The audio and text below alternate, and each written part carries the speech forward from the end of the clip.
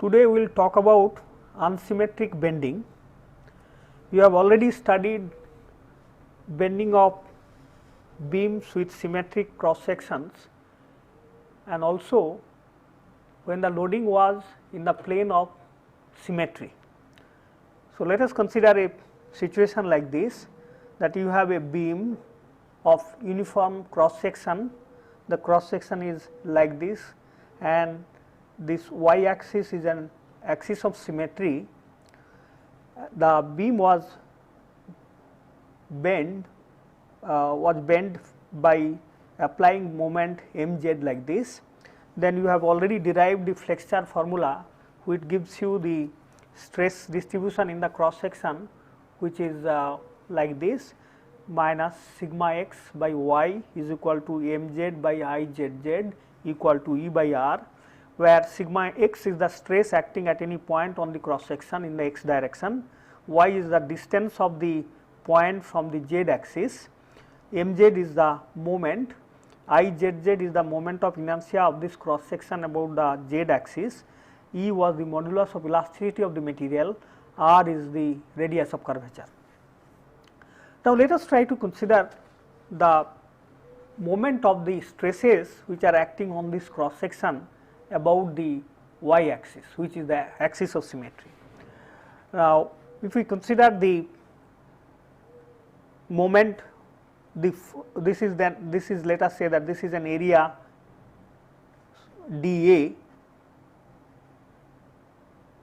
So, on this area, if x axis is out of the board, then we have stress sigma x acting there. So, therefore, the force is sigma x into dA and the moment about the y axis will be z into sigma x into dA. So, if we integrate, that gives us the moment, and if you do this integration, we get the value m by izz yz integration over the whole area. And you can recognize that this particular integration is nothing but the product moment of inertia. So, we can write this thing as minus m by izz into iyz. We assumed in the derivation of this flexure formula that y axis is an axis of symmetry, thereby meaning that this product moment of inertia iyz is equal to 0. So, that was the underlying assumption in arriving at the equation number 1.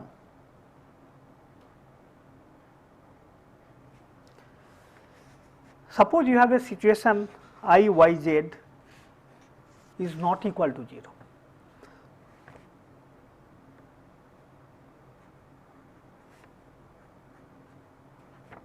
Then in that case, sigma x cannot be determined by this formula and we have to find out a different route to arrive at the stress distribution on a cross section. And this can happen when you have a cross section like this.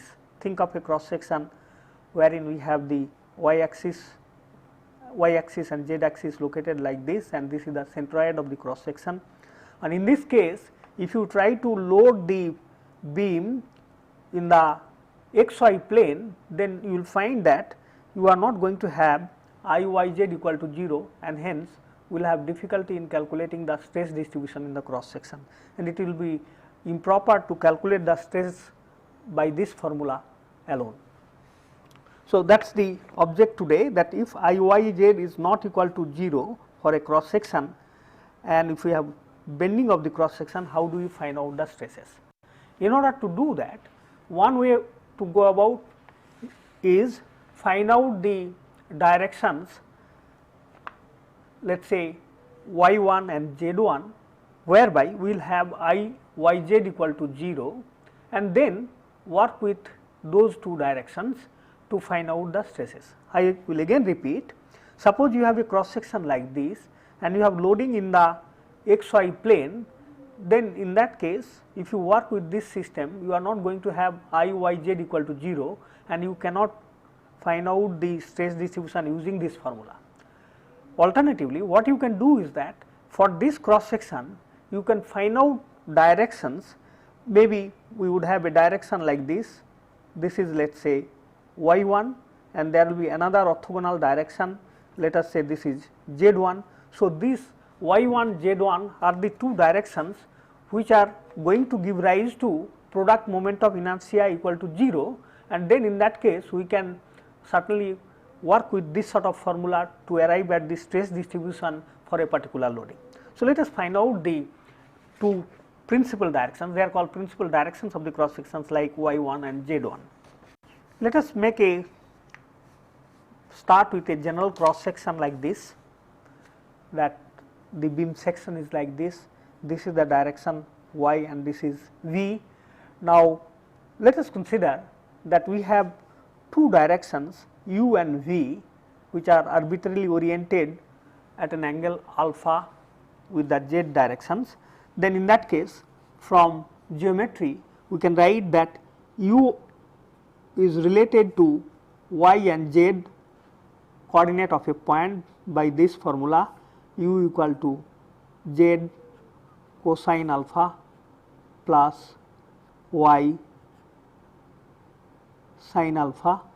Similarly, v is equal to minus z sin alpha plus y cosine alpha. Now, if I try to consider the moment of inertia about the axis u, then we have to take v square into dA integrated over the whole area. So, therefore, moment of inertia about the axis u is nothing but integration of v square dA over the whole area. So, this is the elemental area which is dA, and this is the distance which is v. So, then in that case it is v square dA to be integrated. And if I now substitute the value of v what we have got here, then we have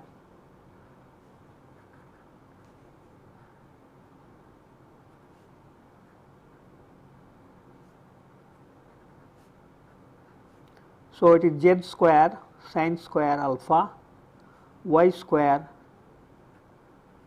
cos square alpha minus twice yz sin alpha cosine alpha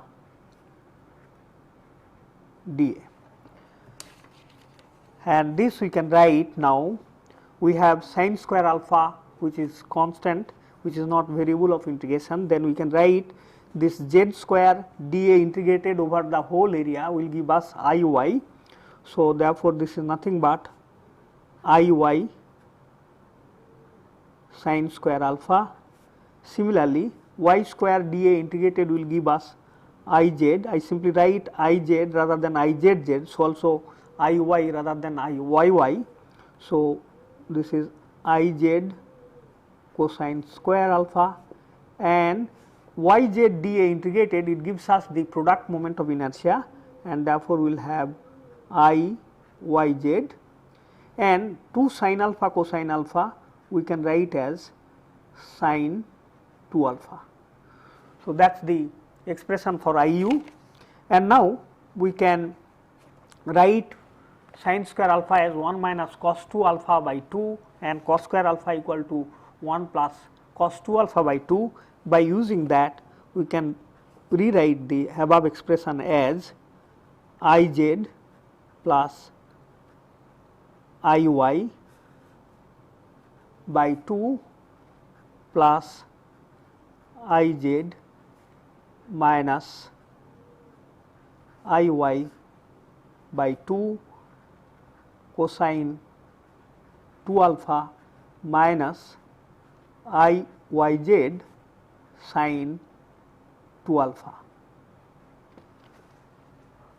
This type of expression you have come across certainly in connection with the Mohr circle for stresses in 2 dimensions, but note that the expression for sigma x that you had, or sigma x dash that you have obtained in terms of sigma x and sigma y, they were little different. So, there are you certainly had noted that there was a positive sign here, but it is different in this case. It is not exactly the replication of the formula that you had in connection with the Mohr circle. By similar procedure, I can now write moment of inertia about the v axis is equal to integration of u square dA over the whole area, and this gives us Iz plus Iy by 2 minus Iz minus Iy by 2 cosine 2 alpha plus Iyz sine 2 alpha. And you can see now that if you add Iu plus Iv, then we are going to get these terms cancelling, and you finally find that Iu plus Iv is equal to Iz plus Iy. So, this is like sum of the two moment of inertia remains constant irrespective of the selection of axis. It is like a stress invariant, the principal moment of inertia sum always remains constant. Now, let us try to see what happens to the product moment of inertia. So, if we now consider the product moment of inertia of the cross section with respect to the axis uv, then we would have I uv, it is nothing but integration of the quantity uv dA to be integrated over the whole area, and this on substitution of value of u and v,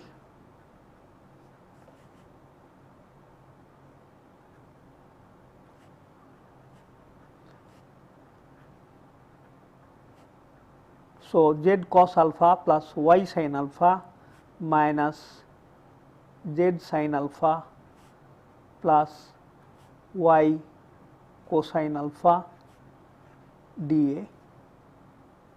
So, that is the product moment of inertia. And now, if we try to simplify this, it gives us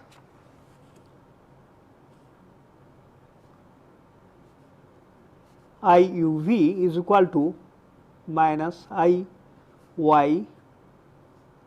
sin alpha cosine alpha plus Iz sin alpha cosine alpha plus Iyz cos square alpha minus sin square alpha. So, this is the value of Iuv, and this we can now write in terms of sin 2 alpha cosine 2 alpha.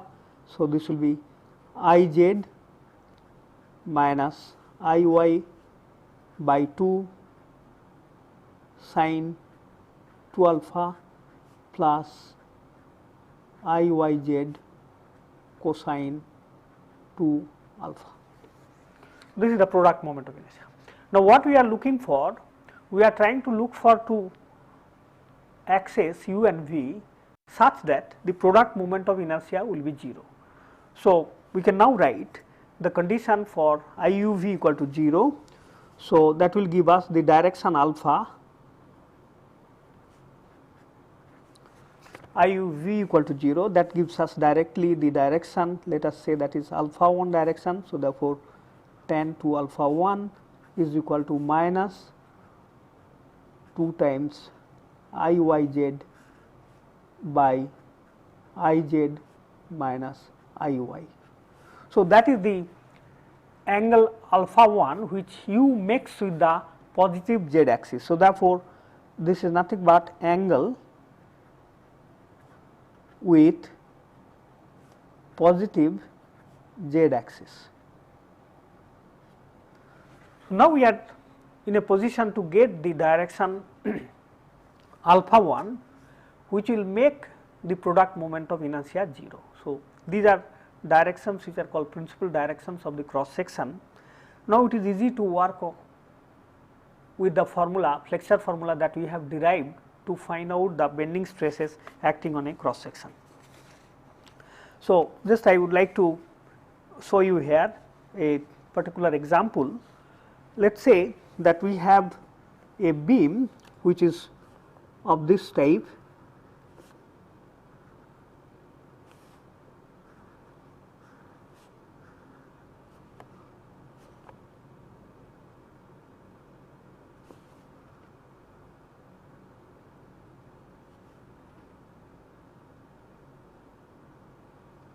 so let us say that this is the beam wherein our x axis is located like this, y is located here, and this is our z axis. Now, for this cross section we can find out the direction alpha 1 or the, let us say, angle alpha here, which gives us the direction u, and the corresponding orthogonal direction is v. So, these are the principal directions of the cross section, and note that this is one plane,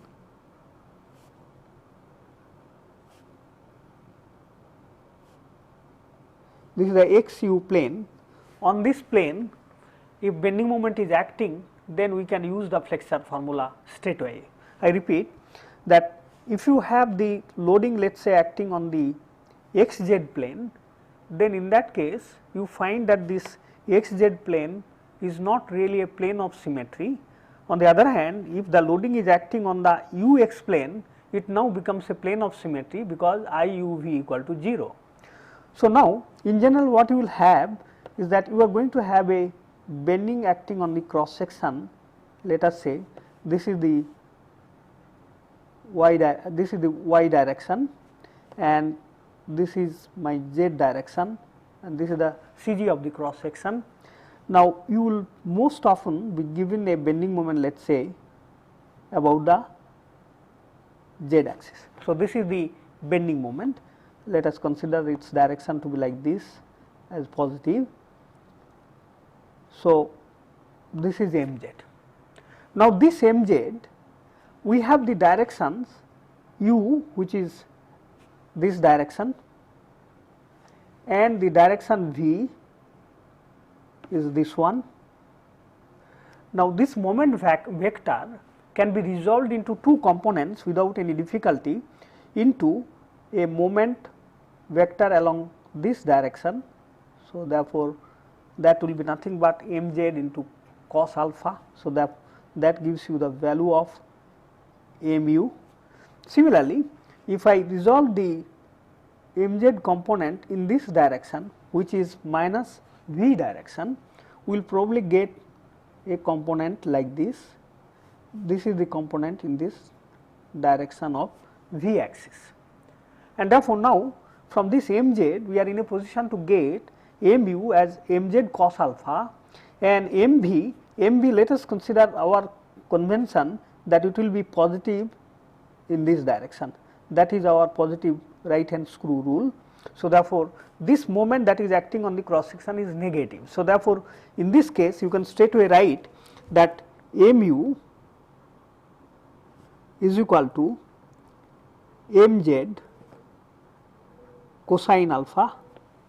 So, wherein I am saying that this angle of inclination is alpha, wherein I think let us show that this angle here is nothing but alpha. So, therefore, mu is nothing but mz cosine alpha. Similarly, mv is equal to minus mz sin alpha.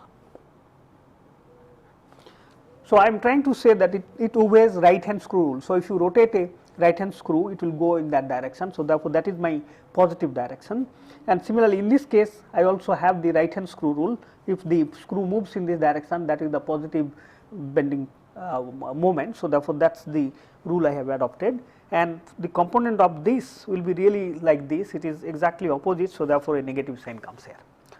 Now, if you consider these two moments mu and mv, they are acting on the planes of symmetry of the cross section, and therefore, without any difficulty you can apply the flexure formula that you have already derived, that is minus sigma x by y equal to m by I equal to E by R. That formula can be directly adopted to calculate the stresses on the cross section. So, we would like to first of all look into a case how to find out the principal cross sections, principal axis of the sections, a given section, and then how do you go about calculating the stresses in a particular case. So, let us look into some examples now, so as to elaborate the calculations that we had just now got. Now, I think we can even straight away write, let me continue on this point, on this cross sections once more. See that here, if I now get back to this cross section again, I have mu acting. So, mu is going to give me stresses which is going to be given by mu, and this mu divided by IU multiplied by distance of a point in terms of v, that gives us the stresses. Please see this, that your mu is trying to, that is the mu moment, and therefore, my formula would be sigma by v is equal to minus sigma by I beg your pardon, minus sigma by v is equal to mu by IU. So, therefore, if I use that formula, it will be mu by IU into v, that gives me stress, and note that this particular moment is going to cause compressive stress in the segment where v is positive. So, therefore, this is compressive stress. So, therefore, my sigma x is going to be minus mu by IU into v, and similarly mv, look at this mv by IV into distance of a point from the v axis, that is in terms of y, that will give us the stress. So, my stress would be nothing but mv by IV into u, that is the stress. Now, note that for this sort of bending moment, you are going to get positive stress, tensile stress for u positive, and it is going to give rise to compressive stresses on the bottom half of the section. So, therefore, we have tensile stress due to MB and compressive stress due to MU. So, finally, my stresses on the cross section is going to be given by this formula, minus mu by IU into V minus MV into U by IV. So, that is the total stress at any point on the cross section. So, to calculate the stresses on a section of this type, what are the steps? First of all, you should be in a position to calculate the two principal directions of the cross section u and v, for which IUV is 0. Then from the given bending moment on the cross section, you try to find out what are the magnitudes of the bending moment acting on the axis u and v, and then try to make use of the flexure formula to get at the total stresses. So, we will now try to illustrate this sort of derivation by considering some examples. First, we will try to see the example wherein we are interested in finding out the principal axis of the cross section, then we will apply it to calculate stresses. So, let us consider an example here.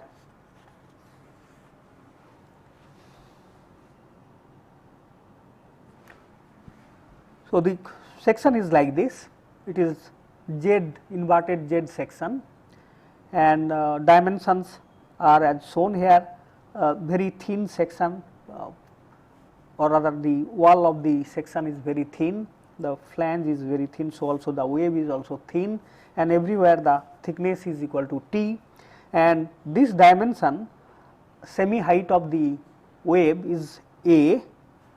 This is the CG of the cross section here, CG of the cross section, and what is needed is that determine IY, IZ and IYZ and also alpha 1, that is the direction corresponding to the principal directions. Now, you should be able to have some guess about the principal directions. Let us look into the figure again. You see here, this is a cross section. We have to find out the two directions for which product moment of inertia should be 0. Now, obviously, we must have the orientation such that some of the portion of the section should lie in the positive segment and some of the portion should lie in the negative segment, then only it is going to work out. So, therefore, most likely I will have a orientation of one of the axis to be like this and the other one will be just orthogonal. So, we will try to see that. So, I expect in this case that my one principal direction will be oriented like this, so that some of the portion of the material will be in the positive segment and some will be in the negative segment and other axis will be like this. Now, let us try to calculate first of all the moments Iy, Iz and Iyz. So, if I consider Iyz, to calculate Iyz, I can consider it to be consisted of 3 segments. One is of dimension, let us say A. Yes, please note that this flange is also having a dimension A and this flange is also having a dimension A. So, therefore, I can consider approximately that this portion is nothing but of dimension rectangular segment of dimension A and T, and it is at a distance of A from the z axis. So, I can use the parallel axis theorem, and now the orientation or the position of this arm and this arm is same with respect to the z axis. So, I can write the moment of inertia of this segment about z axis as A T cube by 12, that is the moment of inertia about its own axis, that means actually axis passing through the CG of this segment. Now, I apply parallel axis theorem, that is A into T in the distance of this from the z axis is A square. So, therefore, I will have A T into A square. So, this is the moment of inertia of this portion about the z axis. So, now same expression will be obtained for this. So, I can write that for the 2 segments it is going to be 2 times this one, and now this portion which is of dimension 2a and of thickness is equal to t. So, I will have t 2a cube by 12. Now, this particular problem has been given with the condition that that this A, dimension A is very large compared to T. So, therefore, we can ignore this T cube compared to A cube. So, therefore, I can now write this portion can be neglected, and therefore, I will have 2 A cube T for this part, and this is going to give us 2 by 3 A cube T, and these added up together it gives us 8 by 3 A cube T. So, that is neglecting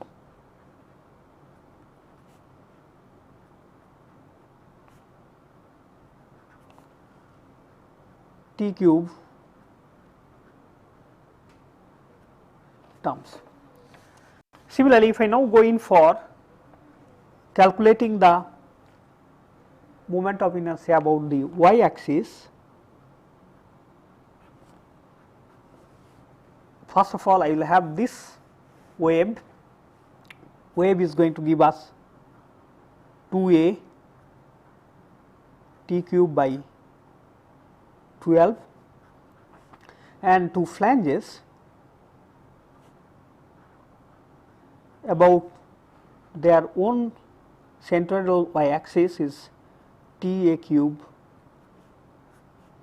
by 12 plus area is a t, and the C g is at a distance of a by 2 from the y axis. So, therefore, this gives us the value together, and these two when we simplify, we can again, here is a t cube term involved. So, therefore, we can neglect this and we will have then a cube t by 6 plus a cube t by 2, and therefore, we will have 2 by 3 a cube t. So, this is I think quite straightforward. Now, let us try to look into the product moment of inertia. That is something probably you may not be very familiar with. So, let us consider now I y z.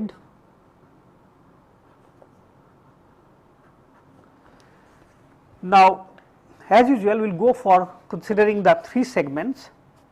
So, the product moment of inertia for this section can be gotten by considering again this segment, and we can take the area of this segment and multiply by the CG coordinates of this segment with respect to the origin.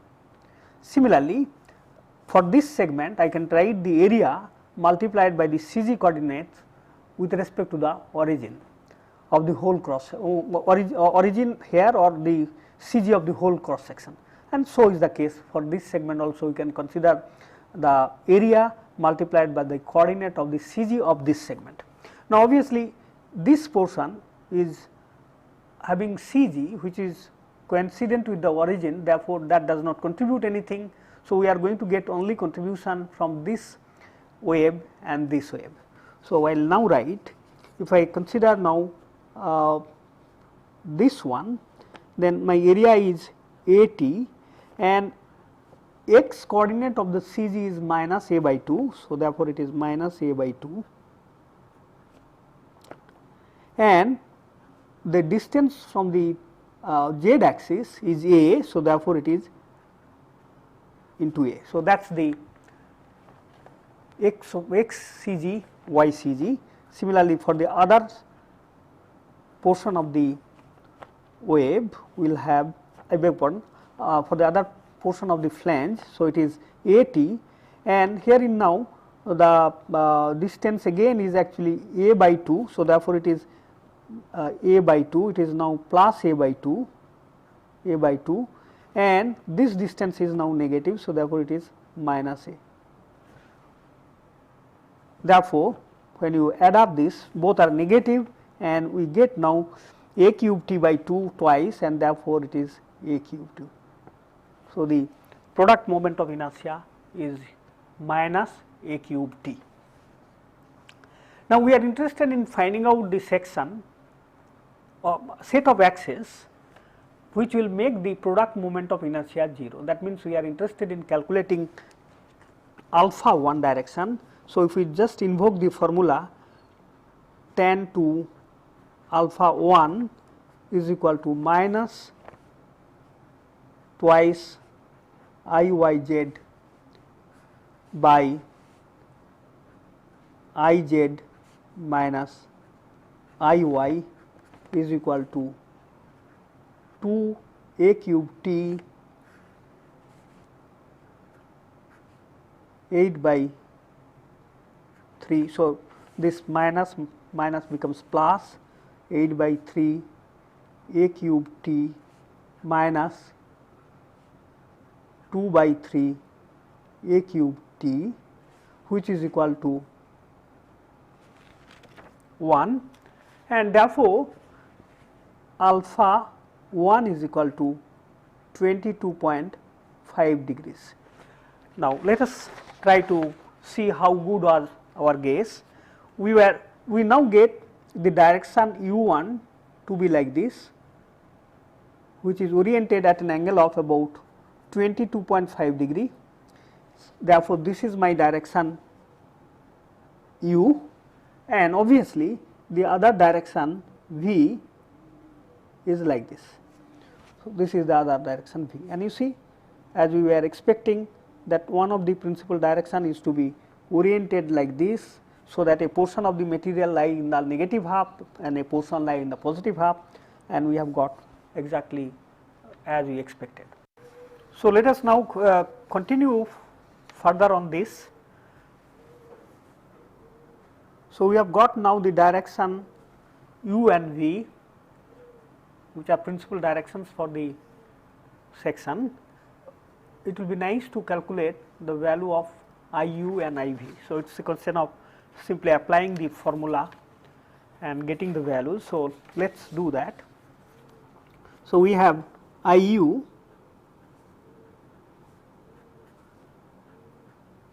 IZ plus IY by 2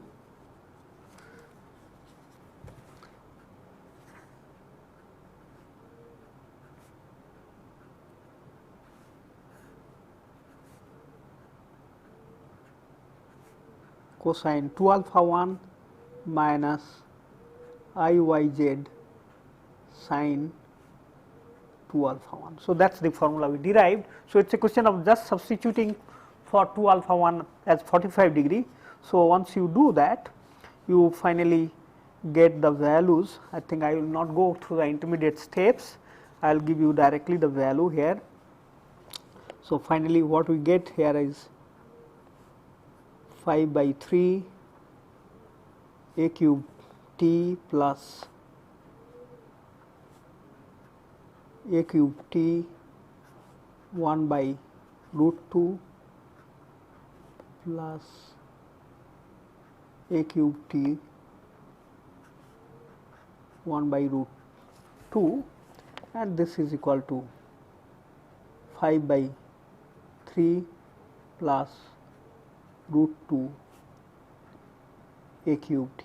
So, that is the moment of inertia IU, and this gives you value equal to 2.357 a cube t for IU. Similarly, IV I need not go through the similar formula. I can make use of the fact that IV is equal to IZ plus IY minus IU, and therefore, we have 10 by 3 a cube t minus 2.357 a cube t, which gives us 0.976 a cube t. So, that is the value of IV. So, we get both the principal moments of inertia. So, these are the steps to calculate the direction of principal axis of the cross section and the moments of inertia. Let us now try to go for calculation of stresses. So, we will consider now example on calculation of stresses. The problem is shown here. We have a cantilever beam which is fixed at this end, where the cross section is like inverted L. You have the wave of height 5 centimeter and the flange is of length 3 centimeter, and the thickness of the wall is 0.5 centimeter. These are the axes Z and Y, and P is the force acting on this cross section, which is 1 kilonewton. So, I have shown the cross section again here, and already calculation has been done about the CG location, which you could do very easily. It is going to be located at a distance of 0.75 centimeter from this edge, and it is going to be located at a depth of 1.75 centimeter from the top fiber. So, this is the CG location. Now, we have to calculate as usual the directions. Let us say we will try to consider that this is my U direction, and similarly this is my V direction. So, we will calculate the directions or find out the directions U and V. We make use of the formula once again, that the value of the moments of inertia are given here. Iz equal to 9.44 centimeter raised to the power 4, Iy equal to 2.58 centimeter raised to the power 4, and product moment of inertia is 2.813 centimeter raised to the power 4. I must tell you that the product moment of inertia can be positive and negative, but never ever these moments of inertia will be negative. So, that is a very typical of this product moment of inertia, that it need not be always positive. So, now the direction of this axis u, which is alpha 1, I won't write it. So, this is the angle I am referring to, alpha 1. So, tan to alpha 1 is equal to minus twice IYZ by IZ minus IY, and this gives you minus 2 times 2.813 divided by 9.44 minus 2.58, and this gives us a value of minus 0.82, which means that 2 alpha 1 is equal to 140.64 degrees, and therefore, alpha 1 is equal to 70.32 degrees. So, therefore, this angle is 70.32 degree, and you can calculate this IU and IV. So, we will straightway write IU, which is given by IZ plus IY by 2 plus IZ minus IY by 2 cosine 2 alpha 1 minus IZY sine 2 alpha 1. So, therefore, if we substitute the value, I will skip the steps. So, this gives us IU equal to finally 1.574 centimeter raised to the power 4. So, that is the value of IU, and we can calculate IV from the invariance condition. So, IV is equal to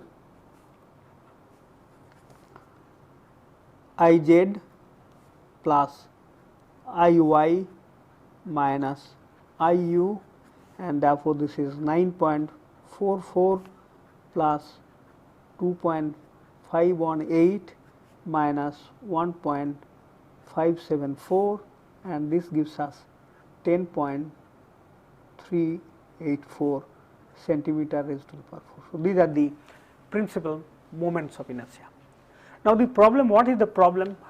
The problem is that for this particular case, so look at this geometry. For this particular case, I am trying to apply a force here like this, and we are interested in calculating the maximum stresses, bending stresses in the cross section. Think for a while that you have this is trying to, this particular force is trying to bend the cross section about the z axis. So, it is trying to do like this, it will go bending like this, and there will be stresses acting there. Obviously, we expect tensile stresses to be occurring in this region and compressive stresses at the top fiber region. Now, we have to find out the extreme stresses. So, we have now located the principal direction. So, one of the principal direction is this one, which is at an angle of 70.32 degree in the with the z direction. So, therefore, this is your u, this is v.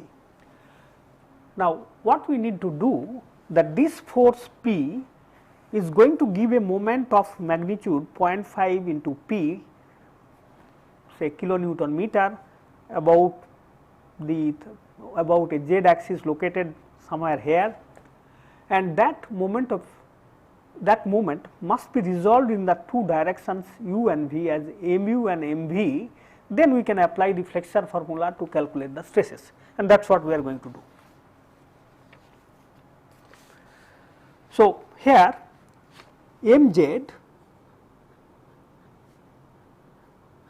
is P into length of the member, and it is positive moment, because you see this is going to give a anticlockwise moment, and therefore, it will be positive. So, 1 into 0.5, and hence it is 0.5 kilonewton meter is the bending moment.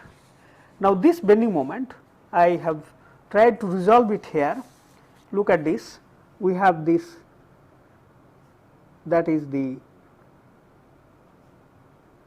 mz, this is direction z, and now we have the direction here this is the u direction, and this angle is equal to alpha 1 direction, and similarly we have the other direction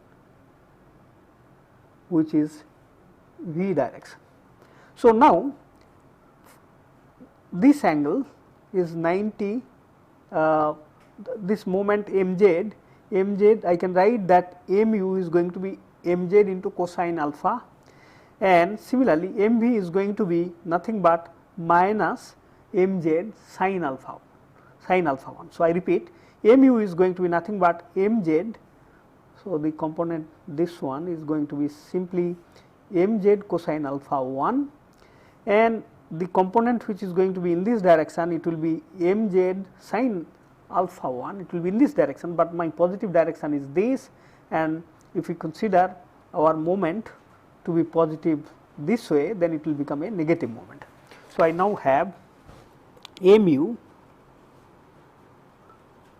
is equal to mz cosine alpha 1, and therefore, this is 0.5 cosine 70.32 degrees, and this is nothing but 0.168 kilonewton meter.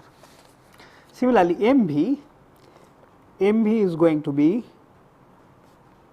my positive v direction is this, but this moment is going to be pointed this way. So, therefore, it must be negative, and therefore, it is mz sin alpha 1, and this gives us minus 0.47 kilonewton meter. So, these are the moments. Now, we have to locate for this cross section. First of all, it is good idea to locate the neutral axis. There will be a line passing through the CG of the cross section on which there will be no stress. So, now if I write the expression for stress sigma x, which we have derived little while ago, this is nothing but mu by Iu into V minus mv by Iv into u. So, that is the general form. And now, for neutral axis, what we should have, that sigma x should be equal to 0. So, therefore, for neutral axis,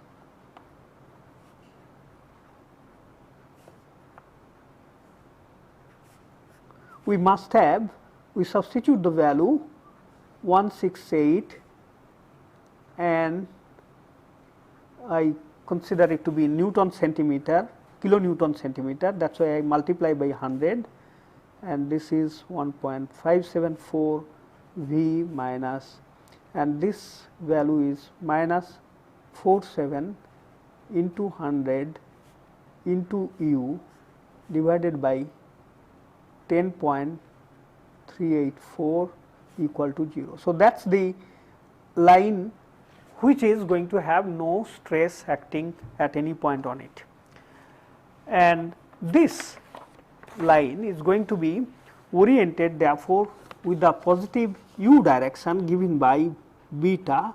So, we can now write from this itself. So, we can write now V by u, which is, let us say, tan beta.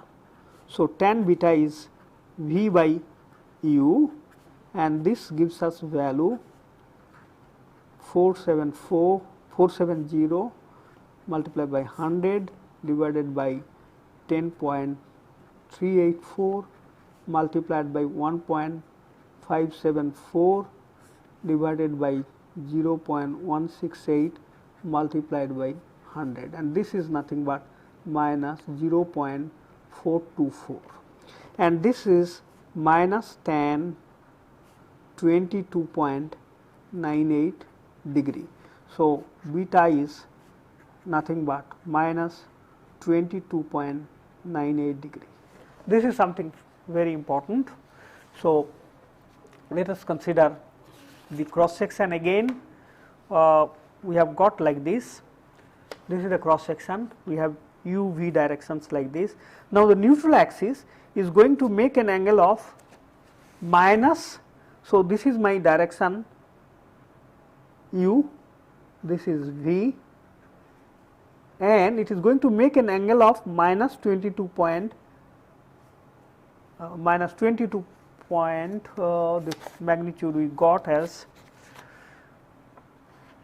22.98 degrees. So, therefore, this is the angle. So, this is the angle 22.98 degree. So, this is the neutral axis of the cross section. So, this is very important that on this line you find for this cross section.